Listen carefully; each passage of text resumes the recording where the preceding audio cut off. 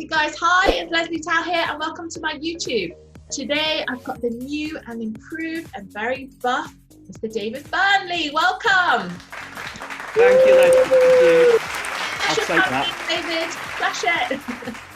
What's that, Lesley? You want me to flash? Belly. Hey, not your hand first. That is so funny. So David, congratulations. I think most people that are on Facebook, that's where I've been following you, by the way, have been made aware of your amazing body change progress. Yes. You look younger and you look great, by the way. So congratulations on your weight loss and just getting better and healthier.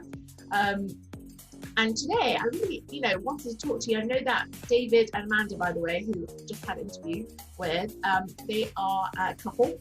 So, but today I'm actually going to be talking to David about his, to be honest, a physique change, David, because I think that you've done it in such a short amount of time and in a very healthy way as well. And I think a lot of people, especially I find you very inspiring. I feel like a lot of people who might be a little bit older as well, finding it hard to shift the weight.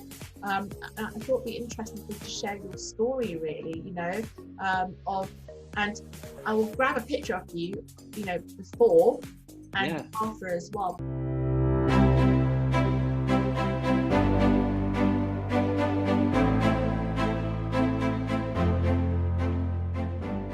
But, can you tell us a bit, about what made you want to lose the weight, basically?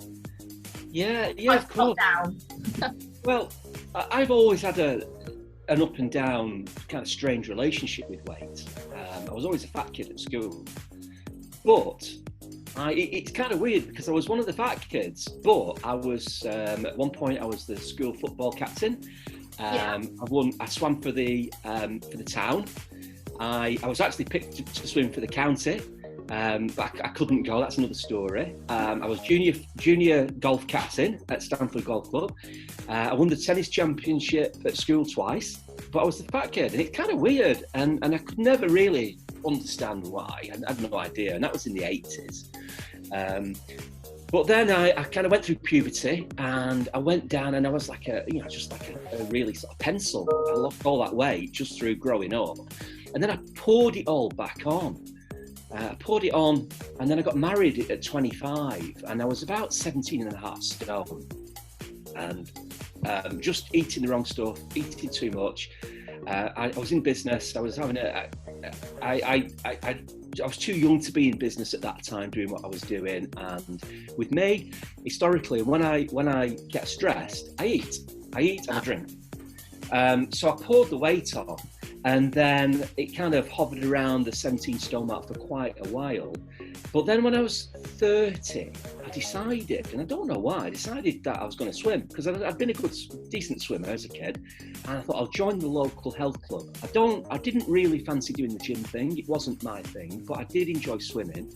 So I started swimming and I loved it. But I jumped in the pool and did kind of one length, and I was like, out of breath, and I'm getting passed by people. And the thing was, where I swam, there was 3 lanes, and I went in the fast lane. And I went in the fast lane because I was previously a decent swimmer, but I just wasn't very fast now, and I couldn't keep it up. So I was getting passed by these people. It was a bit embarrassing. And I thought, I'm going to do this. And I did do it. And I did it. I exercised daily. I swam on a daily basis for up to about 2 miles a day for about 10 years. And I felt tremendous, Lesley. I lost all that weight. I actually went down to about 12 and a half stone. Wow. Yeah, in fact, I probably went a little bit too thin, if the truth be known. But I felt fantastic, and I was also running. I could run up hills, and my confidence grew. And at the time, I wasn't doing property for a living at that time. I was building. I worked for a company that did synthetic sports pitches, so we were working for Premiership clubs and all these exciting places. And I just felt on top of the world, flying to work sort of all over the country and all over Europe, and I was loving it. But then what happened was, and I maintained that for about 10 years religiously, and I got to the point whereby if I didn't do it, I felt terrible, and I got a feeling of remorse and guilt.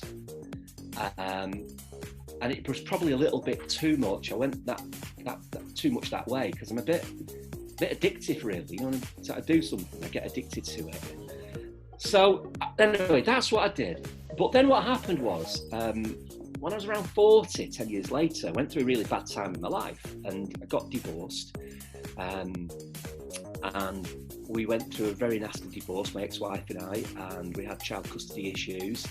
I ended up spending all my cash and more on barristers and lawyers, and it was very stressful. And then at that time I met Amanda, and then we started our relationship. It was all positive, but I got out of the routine of going swimming and keeping fit, because Amanda lived about an hour away, so I moved. I was staying over with her a lot of the time. I wasn't getting to. By the way, so I had a really good interview with Amanda. We talked about everything, and one of the subjects that we spoke about was toxic relationships. By the way, so we totally deviated away from all the business stuff, and we want to do another segment on that. And I think it'd be nice for you to join as well, because obviously. Yeah. Well, not even toxic, but obviously you guys have both also experienced divorce as well, and I think there's a lot of people that, especially with the lockdown, that might be heading that way as well, and they might be looking for people to just have a chat with, or who've gone through a divorce even, or end of a relationship. Well, most people have, I would assume, but just to have someone to look up to, for a bit of guidance. And I think it'd be, apart from property entrepreneurs and business people and massive body shaper, yeah. Which is what David's done. I think it's it's not a battle of the mindset, but I think it all helps, doesn't it?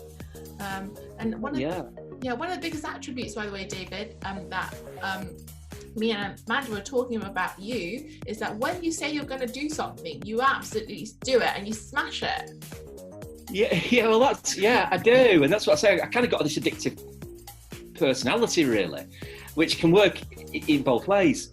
So, but yeah, I mean, just to digress on the relationship thing. Yeah, I mean, Amanda's I don't know if she mentioned it. Amanda's my third wife.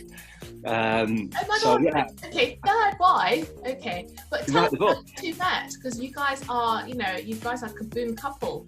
Sorry, very modern word, kaboom. But I think you're an awesome couple. There's fireworks going off all the time. Well, thank you. I appreciate that. And it takes it to another level when you actually do business together as well. Yes. And certainly when you're doing stuff like serviced accommodation, which is 365-day job if you let it. So yeah. So okay. So anyway. So yeah. Going back to where I was. So I got gone through a divorce, gone through all these problems, and then we're in recession as well. And the company that I worked for, and I loved my job, that went into administration. So I went through a really tough time. And what happened with me, Lesley? I ended up with depression. Started off with anxiety, went through into depression, and I got into the position whereby I was kind of going to sleep in the afternoon to escape the feeling.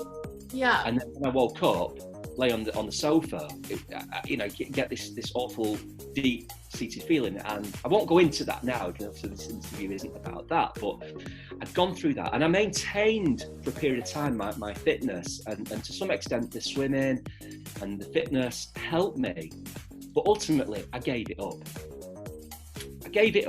And I started drinking a lot. I've always enjoyed having a few drinks here and there, but I started drinking quite a lot. I was drinking every day, and that everyday drinking then went up to the 26th of March this year, and I was piling the weight on. I was feeling terrible. I was eating rubbish. I'd stopped exercising. The stress levels were through the roof.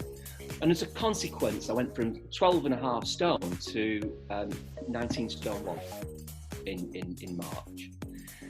And I'll be really straight with you. There was one point last year, back end of last year, when I was laying in bed, and I'd gone to bed early and I felt dreadful. And I lay there thinking, if I don't get a grip of this, I'm going to die young. I was feeling that bad. Wow. I was on indigestion remedies every day. There was, if I didn't have it, I would be struggling with terrible acid. Amanda thought I had an ulcer. I feared I had something worse. I thought it might be a cancer. This. It was terrible, but I just kind of buried my head in the sand, and you know, and I know, you know, you'll understand, you know, you work in the property business, serviced accommodation business, also the education sector, doing events, traveling around the UK, doing events. You know, before you know it, it can start really taking its toll on you. And I actually think that being in the events business, unless you've got a very disciplined routine, can be very harmful. Because you binge eat. Like, I can go and not eat for a day and be on stage and at an event, and then I'll crash. And what you want to do is eat comfort food. And when it's busy, so as you're saying, because I do understand, David, by the way, and I feel like at some point I probably have gone through depression as well from a past toxic relationship. And I do understand that because I also wanted to sleep all the time. That was like my favorite hobby, and I think I was trying to escape from my problems the wrong way, right? Because we know now that you have to deal with it head on, right? So I can relate to that very deeply. And and in the events business and running SA, it's very full on. So the last thing you actually think about is your health, which is the wrong thing, right? Totally. And obviously, like the events business, as you know yourself, it's very stressful. You know, typically, if let's say we do an event whereby we market, let's say to Facebook, we can easily spend anything between £5,000 and £10,000 on marketing, and then you've got the event costs themselves. So you're going into let's say a free event, and it's big pressure. You've got maybe 40 people there who want a day's education. You have to deliver that. But at the same time, the business is that we're not just there to give free events. We do have to generate income. Number one, to cover our costs. Number two, to keep the roof over the head. So there's a lot of pressure on it. You're absolutely right. And then, you know, to stand there for between 6 and 8 hours it is a lot of pressure. And typically I would eat a lot in the morning, and then I wouldn't eat throughout the day. And then I'd finish the day, and then I'd eat rubbish, and then I'd have a good few drinks, too many drinks, and you go through that cycle. And what was your go-to rubbish food and drink? Oh, lots and lots of things. Right, food first. Right, well, food first. I used to love eating pizza. Yeah. Loads of pizza. You know what? Everything rubbish, to be honest. Cake, crisps, savouries. I suppose my biggest vice, just on a normal evening, would be cheese and crackers. Oh wow, okay. Oh yeah, our cheese and cracker thing. So guys, I'm sure everybody's got their, go-to, I'm having a bad day food vices. Drop it in the comments below. What are your top 3? I'm just trying to think of what are mine. I would say cheese and crackers is one of them. KFC. Yeah. Oh, the other thing as well was, certainly with the serviced accommodation business, if I was going out for a day, and we bear in mind, from Manchester or Leeds, we're about an hour away. At rush hour, about an hour and a half away, and I do the cooking at home. So by the time I'm kind of getting home, it's kind of one of those things. Oh, do I really want to start cooking, or should we get a takeout? So often we go to our local takeout, and that would be typical, sort of fried chicken, pizza, kebabs, maybe a bit of a dodgy curry. I say dodgy because they weren't that good, or the big sort of big beef burgers, and that's what we'd have, and we'd probably have that a couple of nights a week at least. And it's cramming all that food in during the day. It would be a quick drive through McDonald's or quick into Tesco's Express and get a pre-packed sandwich full of calories, a few cookies and a bottle of Coke, whatever. So yeah, regarding the drink, yeah. Well, regarding, you asked about the drink as well, and this was in my opinion probably more of a serious matter. Said Lesley, for the past 10 years, I've been increasing my daily consumption of alcohol, and it went from sort of a couple of beers to half a bottle of wine to a bottle of wine, the odd time more, onto spirits, and for the last few months leading up to this change in me, we would go shopping and we'd buy 2 1-litre bottles of gin, and that would last me about 6 days. Oh my gosh. Yes. So that works out to be about 2.3 litres of gin a week. Oh my gosh. Yes. Wow. And I knew it was wrong. All the emotions, all the negative emotions you can think about were there. Yeah. I wanted to stop it. I didn't feel as though I could. It was comfort to me. And what happened, I got into a routine. Because I cook, I would start cooking and I would start drinking the gin whilst I was cooking. And then I would kind of cook slowly. But what I would do, I would come to the laptop. What's that? Yeah, cook slowly and have more gin. Yeah, as stupid as that sounds, yes. So I would then come to the computer, answer a few emails, go on social media, Facebook messages, posts, whatever. And I would and then in the background I'd have some music on that I liked. And this was kind of my time. I'd allowed the business stresses to get to me all day. This was my time. I was going to unwind. I boxed it up. I made the excuse that way. And probably, this sounds crazy, probably the meal would take 2 hours to cook because I was drag it out. And it's quite embarrassing to talk like this, but to be honest. So, thank you for being so honest about this. I know it's not easy, but I'm grateful that you are talk about this, because I'm sure that maybe somebody else is going through similar stuff. And it sounds like, David, it sounds like it wasn't supposed to be an alcohol addiction or a problem, but it just slowly over time, through dragging your habits out, seems like you had a problem, right? Well, yeah. I mean, I'll talk to you about that, Lesley. So, over the last few months, I was drinking. I didn't know this, but Emma, my daughter, who's 15, was noticing the amount of empty bottles. And she was going to Amanda saying, look, I'm really worried about my dad. Can you try and get my dad to stop drinking, sort it out? And Amanda would mention it to me, and I would say, yeah. And I would tell her whatever I wanted to tell her that I thought, and I would carry on.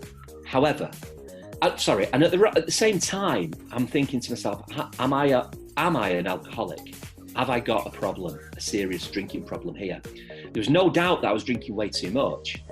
But I didn't, obviously nobody wants to think they're an alcoholic. So when I decided I'll skip forward a little bit. When I decided to start this transformation in myself, I realised that to actually get where I wanted to be and live a healthy life, I would need to stop drinking, or I would need to drink in moderation. But at that time, Lesley, I didn't know whether I was going to be able to stop or I'd have to have help, because I didn't know if I was an alcoholic or not, and that's the truth. So I started the fitness regime, and I didn't stop drinking initially. I wanted to do this slowly, consistently, and with a method whereby I was kind of ticking off one box at a time. For example, daily exercise. Yeah, get that sorted. Cut out all the junk food, sorted. Cut the sugar, sorted. Whatever. And I kind of left the cutting of the alcohol about a month in. But I realised one day I had a look at how many calories in a bottle of gin, and I was consuming over 5,000 calories just in gin on a weekly basis. Wow. Now, if you think about that, I figured out if I ran for an hour a day, that would probably be about 5,000 calories a week. So it kind of makes sense. It makes double sense, not only for my health, but for calories, to cut the alcohol. Because all I'm doing, I'm flogging myself to death in the morning, exercising, and then piling it all on in the afternoon, in the evening, I should say. So I said, right, I'm going to cut the alcohol. Oh, thank you. Oh. Right, I'm going to cut the alcohol. And I didn't know whether I'd be able to. And I'm relieved, thankful, grateful that I stopped, I cut it out, and it wasn't a problem to me. Oh, well done. I'm relieved too. Yeah. So by the way, I didn't know that you had this problem. Well, thank you for sharing. Yeah, it's all right. I didn't really. Was Amanda worried about you? Yeah. Or did you know? Yeah. So I cut it out straight away, Lesley, and I didn't touch one drop of alcohol for probably 3 months. And I got the odd urge around, sort of around the making of the mealtime to have a drink, but it wasn't every day. It wasn't a major issue for me. If it came in my mind, I was in the mindset of getting myself right to say, no, don't be so bloody stupid. This is wrong. You don't need it. You're stronger than that. And it would go. And I would, it would pass very quickly. So I didn't touch a drink for about 3 months. And then the day before my 50th birthday, on the 25th of June, I don't know if you remember, I went doing the Yorkshire Three Peaks with Pete Rowan. Yes. And that was you're so, not that you're crazy at all, but you're so good, you're so brave. I was like... It was just sod's law. It was climbing in the dark.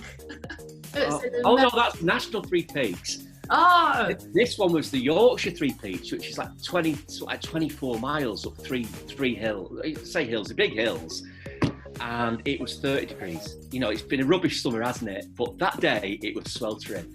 And Pete, for my birthday, bought me a magnum of rosé wine. So I thought, I got it. I was really grateful for it. It was a lovely bottle of wine. And I thought, I'm going to save it for my birthday, which was the next day. But am I going to be able to have a drink and just have a couple? And I did. And that was absolutely fine. And I enjoyed it. I had a couple of glasses of wine, saved it for the next day or whatever. And I thought, phew. Oh, really? Wow. It sounds like, okay, that it was more, the drinking issue was more attached to you feeling upset or down, or you needed to de-stress more than anything. What do you think? And then it turned into a bit of a habit, but now you can broken the cycle of the habit. You've got control again, which is really No, you hit the nail on the head, Lesley. As I said, it got into a habit. It started off with stress. Yeah. It's about 10 years ago, because, getting divorced, having child custody. You've been through a lot. Recession, redundancy through the administration of the business I work for. Everything came. And not making excuses, but it's a reason. And I started to drink, and it was an escape. And it's nice to have a drink, and you feel relaxed, and you then want to get to that. You find yourself wanting to get to that on a regular basis, and it's really easy. Certainly with spirits, if you pour yourself a gin and tonic, it can just go down so easy, like pop. And it just developed, and I developed then this routine of drinking when I cooked, as I say, and it developed, and it was kind of, I've developed it into my time. This was my reward for the stressful day I've had, and it just developed and developed and developed, and before you know it, it's quite easy to knock back half a bottle of gin of an evening. Very easy. As I say, the good thing is, the relief is that since Pete bought me that bottle of wine, I have, in fact, Amanda and I had a big bottle of wine last night. I could, I quite easily have a couple of glasses of wine with a meal 2 or 3 times a week or whatever, and I don't feel. Kind of made me want to have a glass of wine with lunch in a minute. I don't know why. I'm just like, Get some lemon water. Well, apparently, my sister-in-law, she's done really well on the keto diet, by the way. She lost a lot of weight. So the only thing she drinks is Prosecco, because apparently it's low in carbs. Right. Okay. Well, I studied a lot on intermittent fasting, and what I learned was that if you're going to drink, probably red wine is the thing to drink. Oh, interesting. But you know what? That's the interesting thing, isn't it, Lesley? So many conflicting. I know. For her, I think, because we had a discussion on red wine, it's just too much sugar or something because of the keto diet. Sure. But that worked for her. Like, she's not doing loads of exercise. For her, it's purely she controls her diet. I can't do that, by the way. I don't have the willpower anymore for such intensive dieting or exercise. I do have So I've been, you know, on a, not a struggle, but on a journey. I call it a struggling journey anyway, for weight loss as well. But I think, like, for me, I'm taking it much slower, but I've got my things in place. I my personal trainer I see 3 times a week, and he makes sure that I just get things done that I need to do in the gym. Otherwise I won't do it. I've been really admiring you, because, you know, you just go out, and that's something I want to talk about actually, David, because that is something I really admire about you, is that, you know, you've just been going out or in your surroundings and working out, really, haven't you? Yeah, and you've been documenting it, so it's been fascinating for me to watch, and it inspires me as well. It's like, okay, David's like running a mile, like being like caveman, running a mile around in the fields. I should be going out and doing something. So it has, you know, and I'm sure have other people been inspired as well? I'm sure have they dropped you private messages, you know? Yeah, I have. It's been wonderful, actually. I've had lots and lots of personal messages from people. And is it mainly guys or girls, or a bit of both? Both. Both. You know, to extremes as well. You know, I won't say who it is, but I mean, I've had somebody who's had a heart attack out of lockdown, and he contacted me, and we jumped on the phone together, and we had a good chat. And it's somebody I know personally, not well, but I know him, and he said it's just been inspiring doing what you're doing, and we had a good chat, and he's doing brilliant, and it's fantastic. And I'm not saying at all that's down to me, but it's lovely that he's come out, you know, he sent me a message, wanted to get on the phone, and say, you know, it's really inspiring what you're doing, and that means a heck of a lot. So yeah, I've had so many messages. It's been wonderful, and you know what, Lesley, and one of the fantastic things is with Facebook or social media is that you can use it for accountability. You can go on there and you can say, this is what I'm going to do. Exactly. I got called out by David, who saw me like eating KFC. Yes. That's like accountability. Yes. Yeah. David, so what was the point though? So I think this happened during lockdown, right? You started your fitness challenge. What was the point where, you know, you decided, okay, I'm gonna just go and do it? It was 25th of March, which was right on the eve of, I know this because I've documented it because I'm writing the book. Yeah. I didn't intend to write the book, I just thought I'd document it. But it was 25th of March, and what happened, Lesley? The world was going mad, wasn't it? Yeah. And, we went out, we'd heard, you know, we believed that, we'd heard that lockdown was very likely going to start, and we probably, like everybody, we hadn't got a clue what that meant. Did it mean supermarkets were closing, food was getting rationed, petrol was being stopped, diesel, whatever? We didn't know. So we went out and we did a big shop one evening.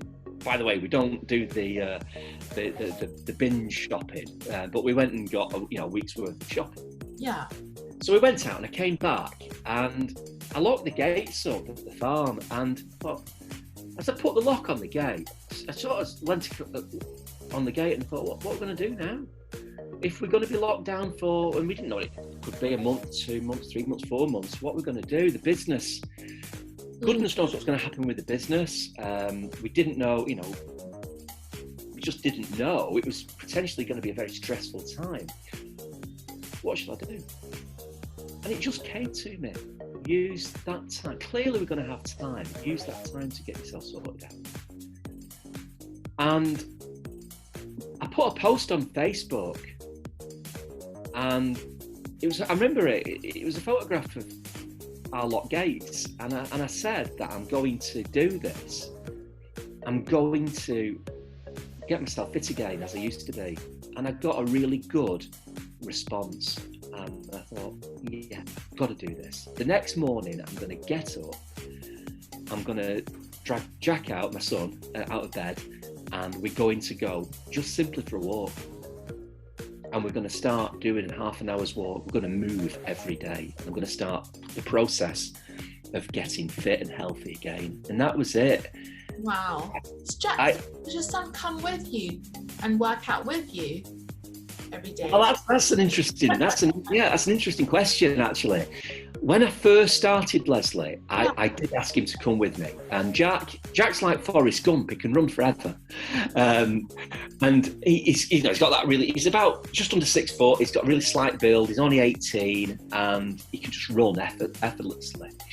So I said, come out with me and give us a bit of support. So he came out for the first few days, but then he kind of got fed up. And I thought, well, you know what? I'm not going. It might be hard enough for me to motivate myself to go out every day. I don't want to motivate two people. Yeah. So after a few days, he kind of, I don't want to come today. All right. So I just left it. So initially, yes, he did, and it was great for me. But then more recently, and this is kind of really, really good. We've decided to enter a 10K race in September. Hopefully, it's going to be on because of COVID. Wow. And it's in North Manchester. And I said to Jack, look, why don't you come with me? And he said, yeah, I will do, and I'll train for it. But on the way to that, he did the Yorkshire 3 Peaks with me and Pete. And Pete was very, very, and obviously you know Pete from being a school teacher. And especially when you guys are kind of like BFFs now. And Pete said to me after the event, after the hike, he said, you know what, Jack's been brilliant. That was really, really hard work, and he never moaned. He just did it, and I was really proud of Jack. If me and Amanda came, we might be moaning and groaning, right? Yeah. I suppose I could put my earphones on. It was tough. So. Sorry. Military mindset. She'll have to drag me along with her. I'll be like, well, I'm not sure. Yeah. In some respects, she's got the military mindset. But yeah, so it's been fantastic, and he started to come out with me again, Lesley. So it's been about a week now, and we're training. What we're doing is I've switched my fitness routine, so I'm kind of doing resistance training here in the morning, and then Jack and I are going out in the evenings, and we're going running, and we're gonna get ready for this 10K. Wow, that sounds amazing. It sounds really intense. Like you're basically doing something every day.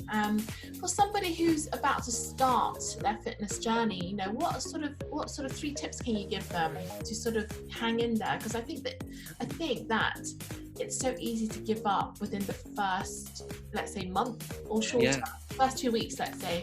It's easy for someone to throw the towel in. What can they do to keep going?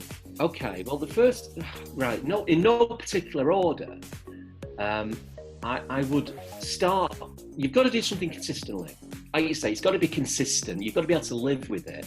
Yeah. And it's like people who go on to certain diets, you know, they're great for initially losing weight, but then are they sustainable?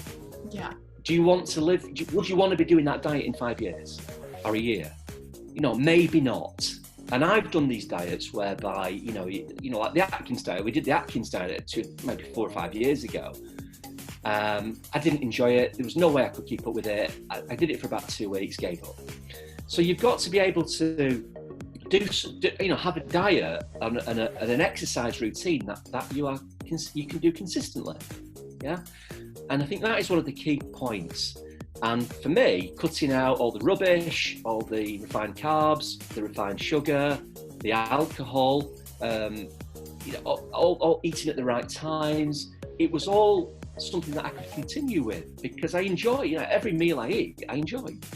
It's just that I've cut out the rubbish. So, getting that in place, doing something a diet that you can do consistently, that's important.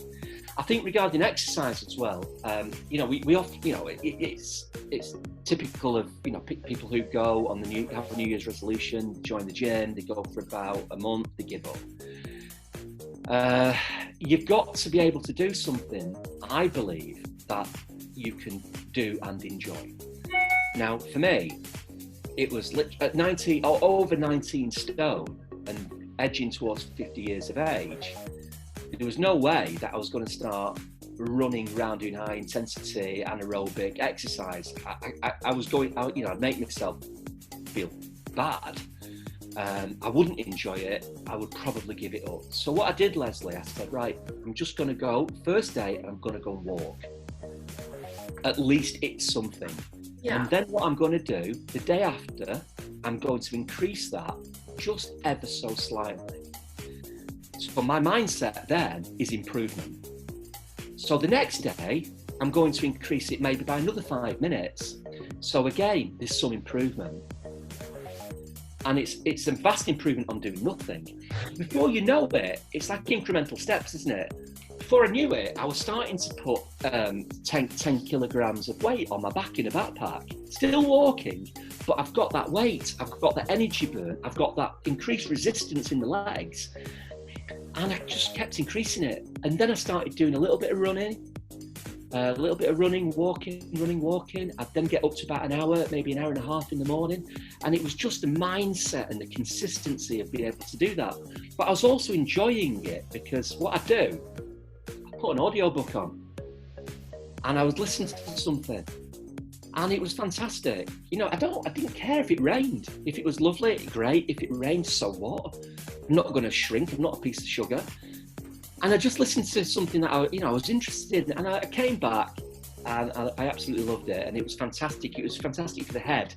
So my second point would be, with regarding exercise, do something that you enjoy and something that you can stick to. Yeah, I mean, like now, I've enrolled for a marathon in November.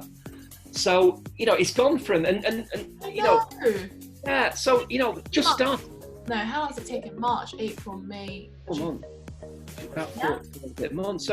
So you know, starting off doing something steady and consistent doesn't mean you're going to do that forever. You might want to, and there's nothing wrong with doing half an hour to an hour's walk every day. It's great. But if you want to push it, it's just steps, you know, little steps all the way along, because it will increase. The other thing as well is I really suggest having goals. Have a goal. When I started, my goal was to get down to 14 stone, or to lose 5 stone in 5 months initially, and I actually lost it in 4 months. So I kind of smashed that goal, which is really good. So having that goal, that focus, and then having intermittent goals along the way was really good for me. Now, for me, I've hit my goal of my weight loss, and there would be a fear or a risk that I could end up, you know, maybe letting the carbs go in, maybe having a few pizzas, maybe having a few more drinks, maybe not doing the exercise as routinely as I have done. So what I've done, and again, this just works for me, like I said, I've got goals along the way. You know, in September, I've got the 10K run. In November, I've got a marathon. I've not said anything online as yet, but I've been enrolled for September 2021 for what is called the Brutal Triathlon. Oh my gosh, David. Wow. I don't know why I've done it, Lesley. It's stupid. It's stupid. It's really cool. Like, I think you're amazing. It's been thank you, but it's been voted. If you achieve this during lockdown, what's everybody hanging around for then? Exactly. Get going. Well, this triathlon's been voted the toughest triathlon in the world by a few people, and it's called the Brutal Triathlon. And I've enrolled on it, and I've got about 14 months to get ready for it. And it involves running up to the top of Mount Snowdon and back. That's just a bit of it. Whether I'll be able to do it, I don't know, but I'm going to go for it. Is Pete doing it with you? No, he doesn't. No, he doesn't want his knees. He's done. You know what, Lesley? I didn't, because he's so modest.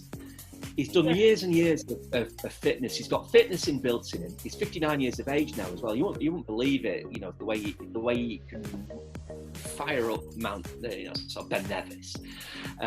But he said he's for years and years of running, triathlons, mountain climbing. His knees probably he would risk damage to his knees training for a marathon. I see. So and he's focused on fitness. He's doing other things as well now.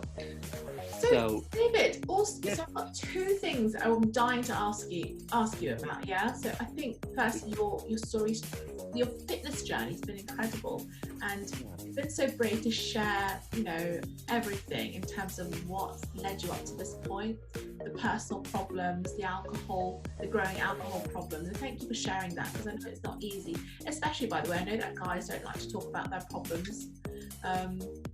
Women do a bit more, you know, so I think it's incredible that you're speaking out. So I've got 2 questions for you. So one is, you've written this book, so documenting your journey. So when's that going to be out? I'm hoping by the end of the month. Okay. So it makes more sense for me to release this video around the same time as your book, so we can help promote your book, right? So guys, what I'm going to do is get David's link to his book, and I'll put it in the description below so you guys can get a copy. At the moment, I think there's a bit of a nice debate about whether David should put a half naked or fully naked picture of himself or in normal clothes. I go for the naked picture and the OG that's hiding his naughty bits. Yeah, for the shock factor. Absolutely. Yeah, I'll need to, yeah, okay, yeah. So, yeah, I'm hoping for end of, well, I'll tell you where I'm up to. I've pretty much written it, and I'm around 50,000 words. I'm proofreading it, and then I'm going to get it proofread again. So I'm hoping that it will be published by month end. Okay, so just send me the link when you have it, and then I'll roll out this interview. It's an amazing interview because it makes more sense then, right? So people can actually get access to your journey. And I've got a second question, and the second question I'm dying to ask you is this: are you going to be rolling out any sort of fitness events? So like because I would come to that and I'll just set out on things I can't do. If Amanda's coming though, but I would pay to come to an event that you're organising that involves fitness. Yeah, well, you know what, Lesley, and thanks for asking that. I really, you know what, I really fancy doing that. It's been fantastic having the feedback and doing I don't know how it's going to work out, but be up for doing some live cooking as well. I think something like that would be such a like weekend for us to get some fitness in as well, and to catch up with you guys, friends. You know, if I'm feeling like that, I'm sure there's other people that might be, you know, up for. I don't even know what it is. Well, what I'm thinking of doing is when the book's out, and obviously we've got to be conscious of COVID, haven't we, and lockdowns. Yeah. What I'm hoping to do is do 2 or 3 sort of book launches, whereby, you know, for an hour and a half presentation, something like that. But I am kind of kicking around the idea of doing something like a 3-day retreat somewhere. Whereby, you know, go to a nice hotel with all the spa, with all the, you know, somewhere nice with all the spa facilities, and really just go through everything that I've done, including the intermittent fasting and how that works, because the intermittent fasting is just like massive. That's probably been the biggest element of what I've done, you know, and the whole thing. So yes, you know, it's just something that I'm very, very seriously considering. Absolutely. Because I'm supporting you. I think it's a fantastic idea. I would definitely want to come on your staycation / boot camp / break, whatever we want to call it. Yeah, but it sounds phenomenal. I can't wait for you to put something together so we can actually buy the product. Well, yeah, absolutely. Yeah, I mean, that's great to hear as well, Lesley. And as I say, the focus at the moment is get the book out, and then I want to, as I say, I want to get, you know, 2 or 3 book launches where people can come, and if they want to come, great, and I can, you know, do a 90-minute presentation on everything, and then, you know, and then organise something maybe for the back end of the year, or probably November time, or certainly maybe January, February time, when people really, you know, they've been doing what they shouldn't be doing at Christmas, and they want to get right again. So yes, absolutely. That is the intention. I'm just not quite sure how it's going to work out yet. Oh, I'm sure you'll think of something amazing in terms of the program to put on. Yeah. I'm very excited about it. I was going to die to ask you about it, because I want to go on a program with friends, or to, you know, meet you guys finally, but also do a bit of cooking, relaxing, and exercise. That would be like a great package. I would have so much fun with something. You know what, Lesley? We're kind of thinking, what would be the best thing to do? Would it be best to go to a hotel where we've got all spa treatments, or would it be best to go and sort of rent a big property out, where you've got all your own kitchen facilities and be able to do all that kind of thing? I don't know. Just looking at both. I think that you might have to try both out to see which model works better. Yeah.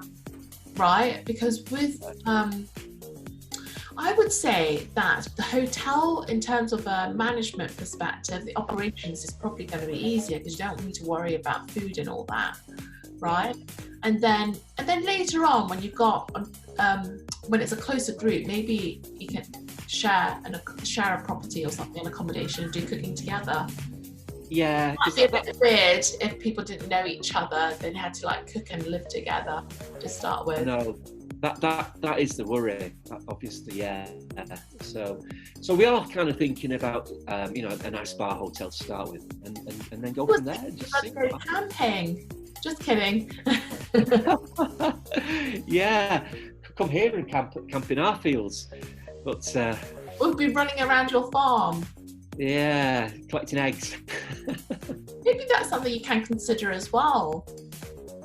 Maybe. It's just the weather, isn't it? I mean, it's been absolutely atrocious up here for the last 3 months. It's been fairly okay in Cambridge, by the way. I think we've probably had more sun than you guys have had up north. Yeah. So have you tried the intermittent fasting yet? I have. I do it on and off. I do it only because I have 3 personal training sessions a week. So Monday, Wednesday and Friday. And I get weighed in every time. So I basically do my fasting in the morning, and then I have my lunch and then dinner time, but only 3 times a week. Okay. And how long will the fast be? So my eating window is 6 hours. Right. Okay. So I'd say that's what my fasting window is then 18 hours? No. Okay. Is it yeah. that? Good. Have I got my maths wrong? No, I think it's 18 hours. 18, yeah, that's pretty good. But I'm not doing it every day. No. I think that if I did, I'd probably see like a bigger difference, really. Intermittent fasting is quite cool, isn't it? Oh yeah, really cool. I bring it up because that's, as I said, this is probably, the fasting's probably been the biggest element of what I've done to lose 70 pounds. Wow. I did every other day, but I did between 22 and 24 hours per day. And then I would exercise in that period as well. And because then it's, you know, you're really attacking, because the insulin levels are kept low, you're really attacking that fat, that stubborn fat that doesn't ordinarily go. So I remember I didn't start fasting straight away. You know, I was talking about doing like consistent increments of progression along the way, so I didn't get overwhelmed and give up.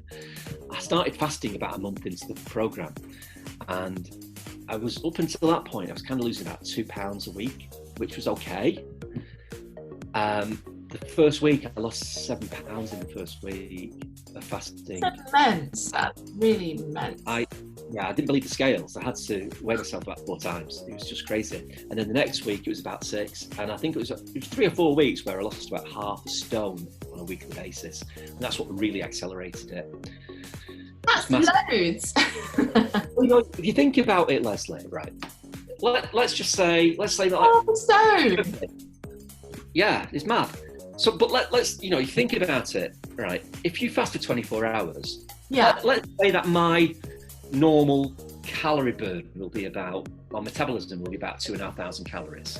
Yeah. And that's obviously, you know what that's all about. It's about keeping the body going, keeping the heart pumping, just normal moving and operating your body. So if you don't take any calories in, then you're gonna burn a couple of thousand calories in a day by fasting.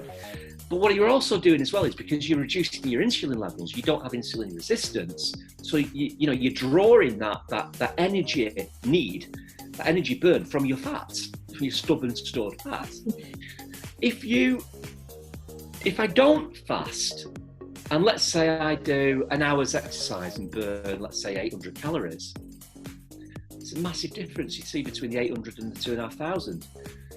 So for me, it was an absolute no-brainer to intermittent fast, and there's obviously really great health benefits as well to fast, like, you know, the killing off of, or the getting rid of the old dead cells and replenishing them and all the rest of it. And I tell you what, don't you find that when you fast, you get a lot of clarity, you get real sort of mental clarity?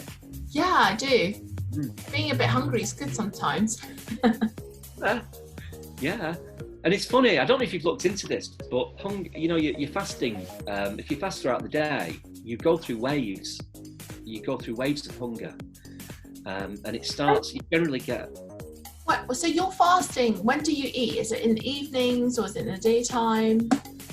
What I do, I eat in the evening, so I eat my dinner around 7 o'clock-ish, and then I won't eat then. What I will generally do is fast through till about 5 p.m. Exercise about 4ish, do an hour's exercise, so I'm kind of benefiting from that fast state, but I'm also taking advantage of the growth hormones that are kind of accelerated in that period of time. And then I will have a protein shake with some fruit about 5 o'clock. So technically I've stopped the fast, and then I will eat my dinner again about 7 o'clock. So I'm generally on a 22 to 24 hour fast every other day. And it's doable. So, you get the morning wave of hunger. So I drink black coffee, because you can drink that. After like lunchtime, I'll drink some like green tea, which is really good, and it really takes the hunger away, and it can be dealt with. It can be managed. Get used to it. Yeah, so, I think that hopefully I'm looking forward to getting your book, because I want to read. Have you put lots of information about your intermittent fasting? Yeah, because I want to read about it as well. Yeah, what I would say though, it's. For the rocks, if you're interested in this sort of scientific side of it, the book I read, and for anybody who's watching, I highly recommend is Getting the Obesity Code by a Canadian doctor called Jason Fung, and he talks a heck of a lot about fasting and the effects of insulin, and about the calorie counting. We've all been, certainly I was brought up with believing calories in, calories out. It's all counting calories. He said it's just rubbish. It's nonsense. It's all about your insulin, or mainly about insulin levels, keeping the insulin levels down, so that you can draw on that fat. And it's like I don't want to spend my life counting calories. Do you? No, I think you just you get used to portion sizes and all that, right? Yeah, Amanda's feeling better as well, because she's been doing intermittent fasting, hasn't she? She hasn't been doing as much exercise as you, but she's also lost weight. I can see it from her as well. Fasting. Are you guys doing intermittent fasting every other day or every day? What's the usual? How does it work? No, we've actually got a little bit of a competition on this. Amanda does it every day, but doesn't do it as long as I do it. Okay, so she says that she's a hardcore faster, and I'm not, because I do it every other day. Now I say absolutely not. 16 hours is pretty easy. You want to try 24 hours? That's tougher. So I'm a hardcore faster. So we've got that kind of banter going on.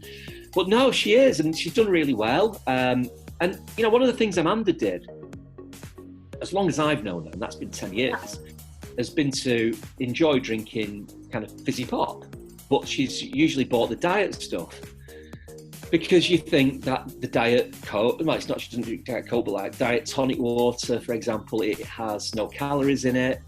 The problem is it spikes your insulin levels, so it makes no difference. What about the insulin levels? It is. You've got, you've really got to focus on the insulin levels and keeping them down, so that when you are burning the energy, it is drawing on the fat in your body.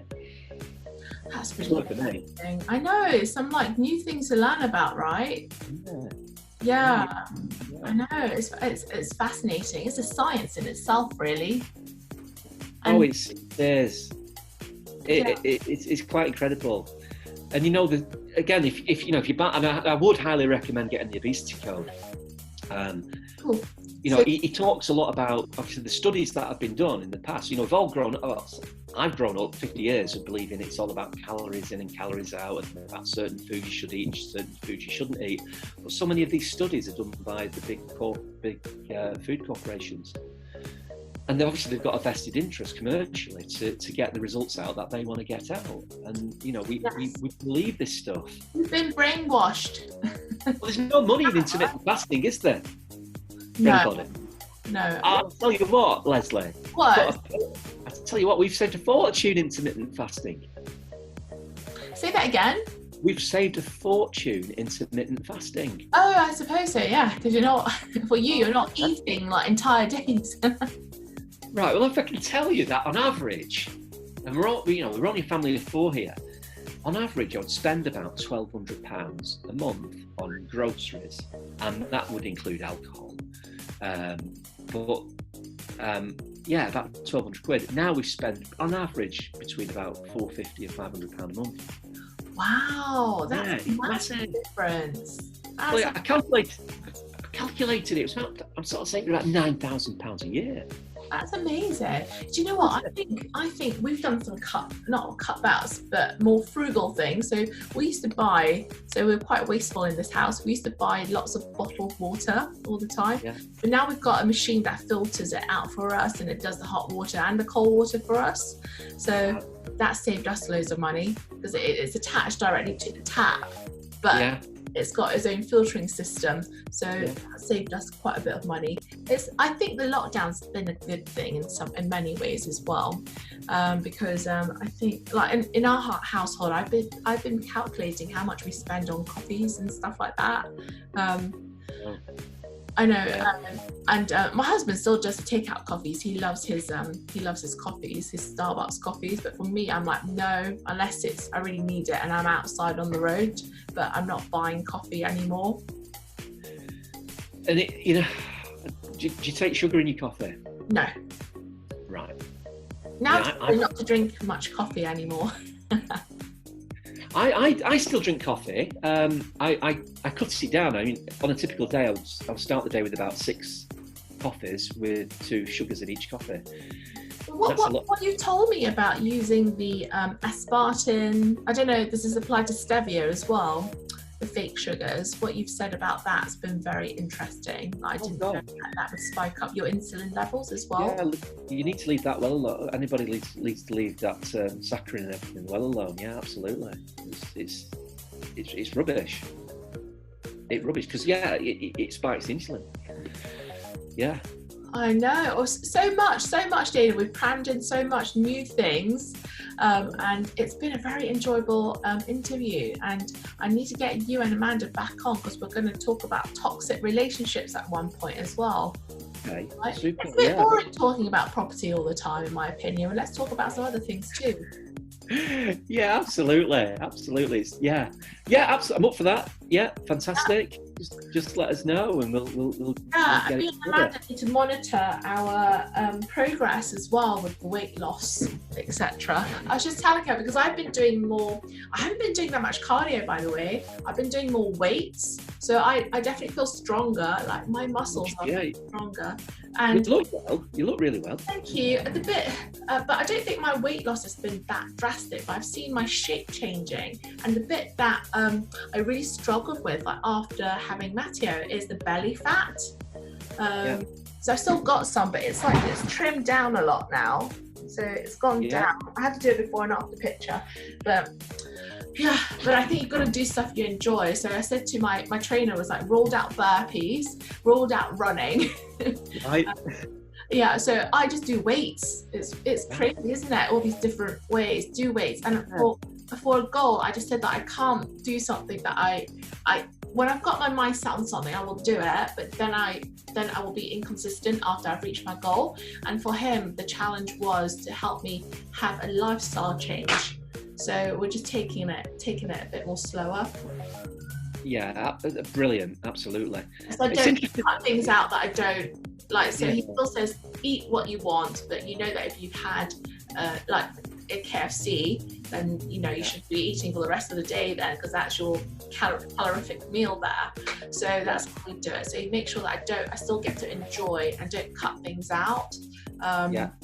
Because I feel like when I go more, this is for me, by the way, because everyone's different.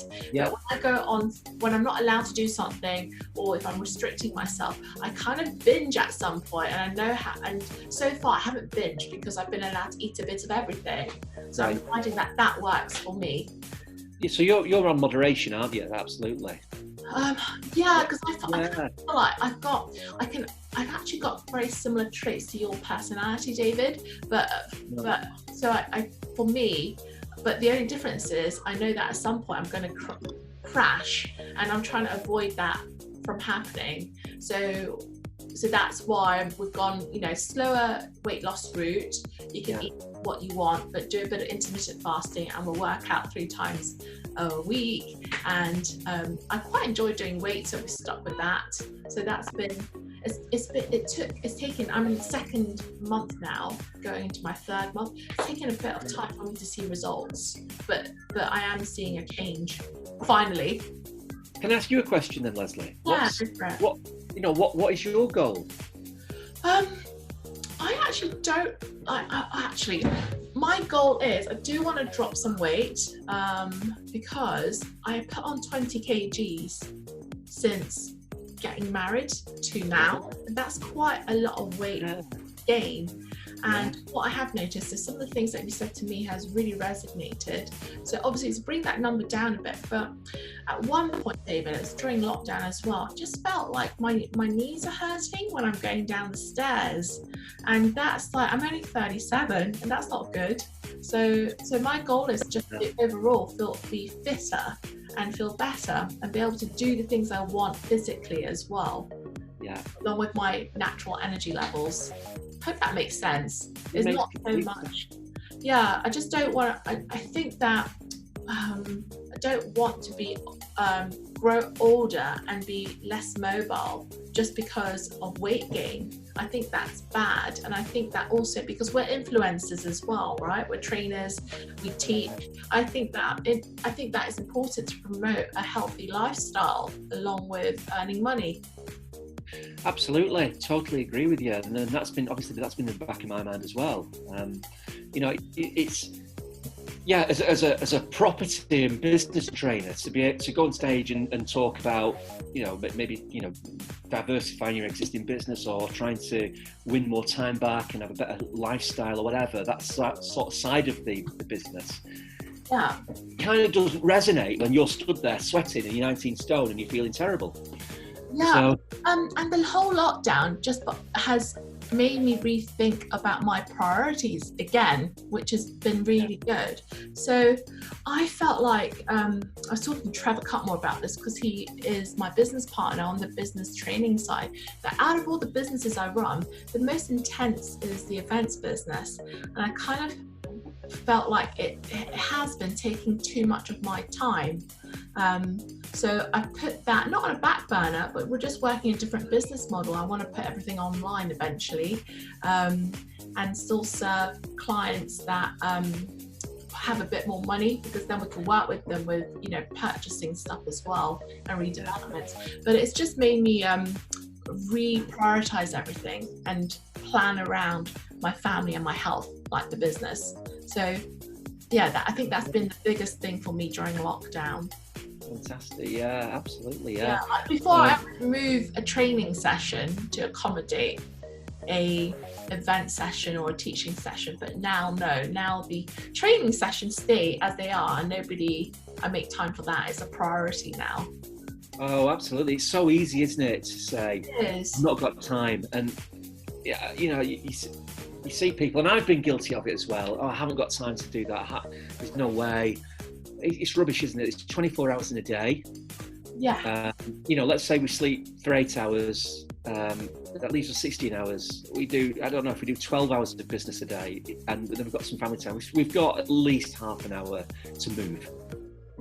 Yeah, and I think that if you are finding yourself too busy, I think you just need to go back to the drawing board and just draw what really matters, because without your health, the money, the business doesn't mean much either, does it? And if you don't feel good about how you look, and a lot of time how much you weigh or how big you are is a big part of that, and that's something you really need to focus on. Really important. And I can tell you something else as well. I over the last 10 years, I would kind of bury the realization that I was obese, and by doing that, you do silly things like, if you learn how, if you're going to be in a photograph, you learn how to position yourself, and it sounds so vain, but it's not really. You learn how to position yourself so you don't sort of the double chin doesn't show as much, or you look a little bit slimmer, or the cheekbones might stand out a little bit more under the fat. You know, you do all these things, and yeah, you know, as you know, I'm, you know, part of the Professional Speakers Academy, and we're on there, and we do a lot of speaking, certainly for the last couple of years. I've never watched a video back of myself, and I should do, because I need to watch what I'm like presenting, and I don't, because I just couldn't. I remember I sacked a cleaner from our serviced accommodation business last year, and she got on WhatsApp and started giving me a load of nonsense, and she called me a fat bastard. And it wasn't the bastard I was bothered about, it was the fat bastard I was bothered about. Right, it's a pain point that you had. Yeah. You needed to do something about it. But now look at your incredible transformation of just setting your mind to it and just doing it. Sometimes it's not even thinking too much about it. Sometimes it's just getting yourself out there.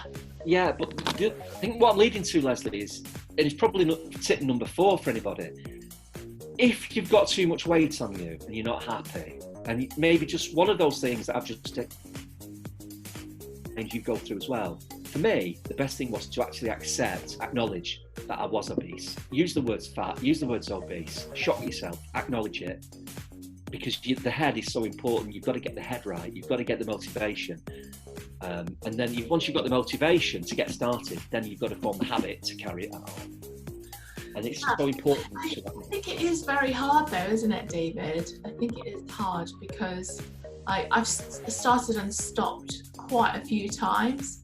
And the only reason why I'm continuing now is because I decided I need a trainer. I can't do what David does, for example. I can't motivate myself to do it all the time, but I've got a trainer and he's worked a style for me that he's not pushed me to my limits in the sessions that I don't ever come back again. He's working with me nicely, so it's now part of my lifestyle.